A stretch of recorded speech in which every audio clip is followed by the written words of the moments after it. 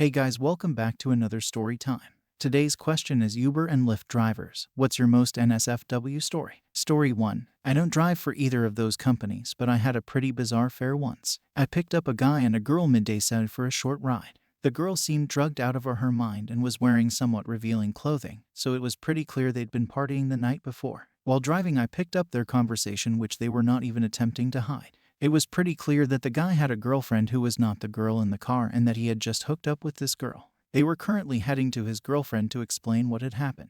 To be clear, he is bringing the girl he was unfaithful with along to explain to his girlfriend that he just fucked her. He tipped well though. Story 2. I was in Santa Ana, California looking for a guy I was supposed to pick up. He lived in a large cul-de-sac with a small park in the center. It happened to be later in the evening when I went to pick him up. I go through the cul-de-sac once pretty slowly as I can't find his house. I decided to do a second round of the cul-de-sac. When I get a quarter of the way through, two guys emerge from the park and one of them pulls out his pistol and asked, "What the fuck you doing in my neighborhood?" I decide to act really calm and just let him know that I'm with Uber and was unable to find a passenger and who I was looking for. He says, "Oh, you looking for random name? He's at the top of the cul-de-sac blue house." I thanked him for his help and canceled on my rider. Fuck that shit. Story 3. I picked up an elderly lady in my 3 Series BMW in a rather sketchy part of Memphis at about 8 a.m. on a weekday morning. No big deal, right? She gets in and says, "Alright, I need you to take me to work, but first we gotta go to the liquor store." I say okay and start toward the nearest liquor store, thinking she is just picking something up for after work. On the way there, she mentions she works for a repossession company and that they work for a car dealership that intentionally sells cars to people that can't pay for them. She says she wants to swing by an address on the way to work to see if there is a car she needs to repossess located there. She says the cars usually have GPS, but she thinks the car's owner has disabled the GPS. We arrive at the liquor store and the lady goes in and comes out. She gets in the car and before I can ask her not to drink in the car, she has downed an entire pint of vodka. At this point, I can't even be mad. I'm flabbergasted. Laughing, I ask the old lady if she even had a chaser. She pulls out a Capri Sun, stabs it with a straw, and starts drinking it. She says, "You probably think I'm some sort of alcoholic or something." I reply, "I don't know if you are or not, but at least you're up this morning headed to work." Then she starts directing me back into the sketchy neighborhood to search for a black Chrysler 300.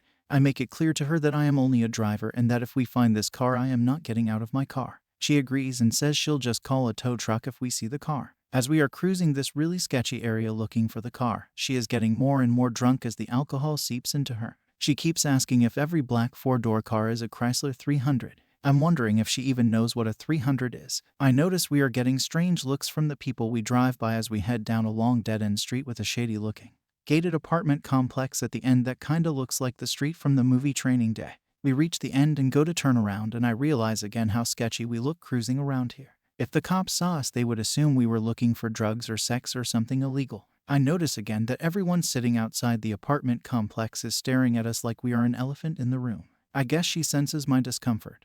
Or maybe she had to be at work at 9 a.m. because she says, "Okay, now I feel like I'm ready to deal with these motherfuckers. Let's head to such and such sketchy car dealership." So we get close to the dealership and she says, "Park over there," and produces another pint of vodka and Capri Sun from her bag. She downs half the pint, mentions something about saving some for later, punches a straw in her Capri Sun, says time to go to work, have a nice day, and exits the vehicle. I'm just sitting there like WTF. This was a seriously hardcore old lady of probably 65 or 70 years. Or maybe she just looked old BC she drank so much, I don't know. Was a pretty nice fare though, with all the driving around we did for an hour. I forgot the part about saving some for later. I edited the text above to include that part. So sorry to disappoint everyone. Old lady only drank 24 ounces of vodka in my car, not the full 32 ounces. Story 4. While I've had a few crazy rides, my buddies take the cake. Around 1 a.m. on a Saturday, he gets a ping that's at 200% surge near the bars. He picked up a well-dressed man who's sober, and once he's in the car, he asked to be taken to the casino.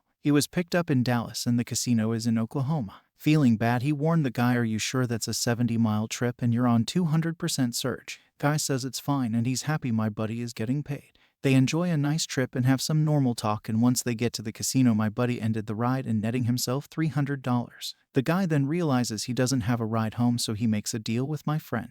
"Look, I'm gonna go gamble for a few hours. If I give you $250 now, will you wait? And when I come back, I'll give you another $250 for waiting and another $500 for the trip back." Buddy agrees and takes a nap until the guy is done. Guy comes back and gives him the cash and they head back home. During the small talk, the guy says, "Look, you've been great and seem like a stand-up guy. I want to throw another $500 your way if you let me suck your dick." This dude wanted to pay my friend $500 just to suck his dick. When you ask him what happened next, he just laughs and says, "Well, rent was due, and if the worst way to make $500 bucks is pretending a chick is blowing you, then it's not so bad." Story 5. I picked up a client who said he was on his way to the hospital to get something removed. It was very clear by his movements that he had something stuck in his ass. I asked if he needed an ambulance instead, but he said he didn't have insurance, so he couldn't afford it. After I dropped him off and helped him in, I got back in the car and looked back to find a blood stain on the seat. The morals of the story are, if you're poor, don't shove things in your ass that can get stuck. 2. Never get light gray upholstery in your new car. Story 6. I work for a company similar to Uber. Oftentimes you have to play therapist for drunk customers. They will lay out very personal details about their lives to you.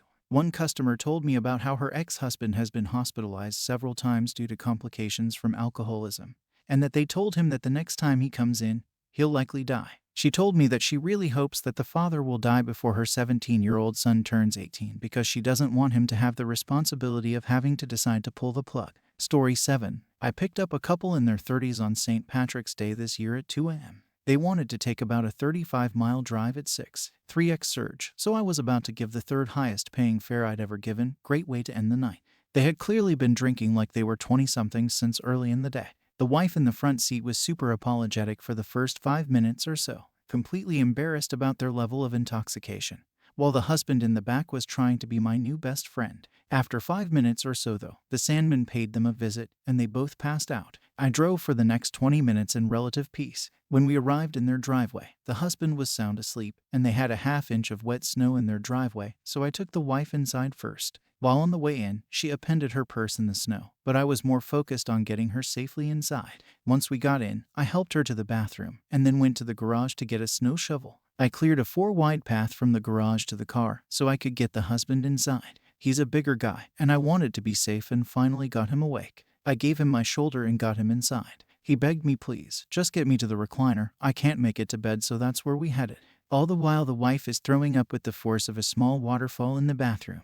I ran outside and grabbed the contents of her purse, which included her phone absolutely soaked at this point, and came back inside. She begged me to rice her phone, so I started to dig through her cupboards for a bag and rice. While digging, I came across their meds and pulled some Advil absorbed by kidneys for them. I riced her phone, then gave them both Advil and water and told them to take more in the morning. They were gonna need it. Then I locked the door and showed myself out. In the end, I was dropping them off for well over half an hour, but the fare was awesome and the day was my second best day of driving, so it didn't really bug me.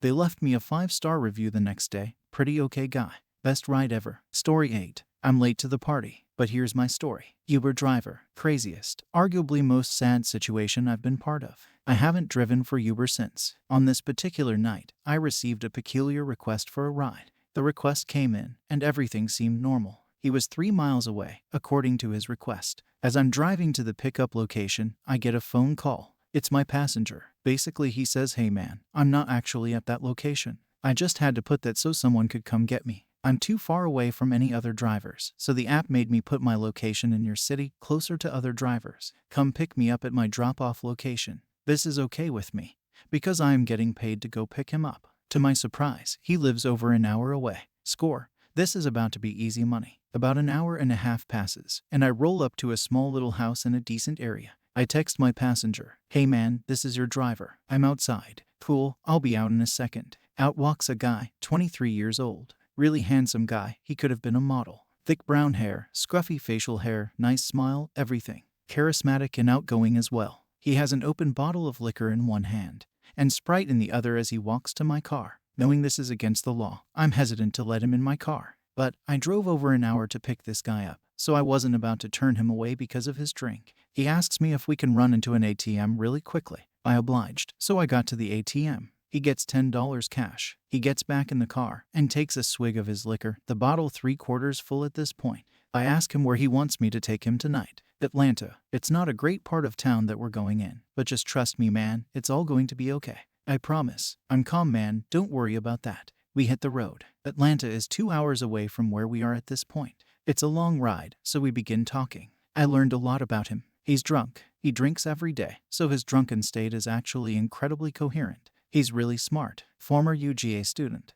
wanted to be a doctor, dropped out of school. He's now homeless, addicted to drugs, low self-esteem, doesn't know what to do with his life. He is a self-proclaimed fuck up. I find all of this to be interesting. I tend to be decent with people who are troubled in life, so I do what I can to try to talk to this kid. I want to help him. I want to relate to him, to get through to him. He clearly has his hands full with life. I ask him, what's your favorite thing in the world to do? Like, you have 24 hours to do this one thing. What do you do? Heroin. Okay, let's spin the wheel again. Not quite the answer I was looking for. I like heroin, man. Video games too, but mainly heroin. Do you think you have a problem? Not really. I've been to rehab twice before, but I've never done it for myself. I only went because other people made me. I see. I get a feel for this guy. He continues drinking his bottle. I'm going to get arrested if I get pulled over with this guy drinking this bottle in my car. Fuck it. Let's keep driving. I've come this far with him. Why not? Pull over. I have to pee. Bruh, can you wait like 10 minutes? I'm not about to stop on the highway for you to pee. Let me get to a gas station.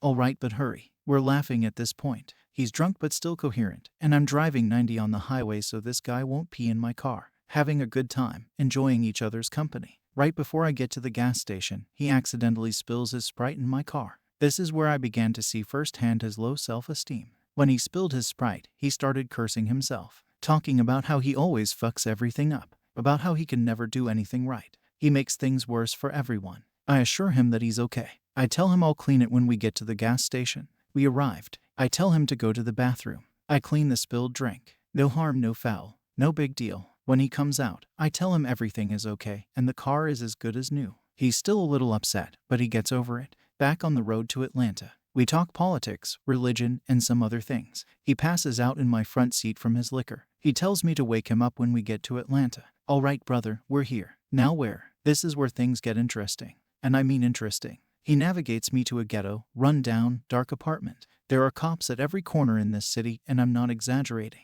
Just to give you an idea of how bad this part of town is, he tells me, I'm going to run inside. I'll be out in 3 minutes. Please, do not leave me here. Please, I'm begging you. I know it's scary here, but please don't leave me in this part of town. After this, you can leave me wherever you want, but please don't leave me here. I have no idea what we're doing at this terrible place, but I found myself here at 4 a.m. with this guy. He gets out of my car and runs to the 3rd story of the apartment. 2 minutes goes by, and he's right back out in my car. All right, man, we can go now. What the hell was that about, man? I had to buy my drugs. Ready? What you buy? Heroin. Fuck. I just drove this guy 2 hours to a crack house. I'm gonna fucking die tonight. I'm gonna die. We pull out of the dark parking lot. I'm just back into the main street, and he tells me to pull over to the side of the road. I oblige. He gets out, runs into the woods, and comes back with a bag. He grabbed his needles. This kid is now sitting in my front seat with heroin. He takes off his shoe and sock, ties his shoelaces around his ankle. He inserts the needle into his foot.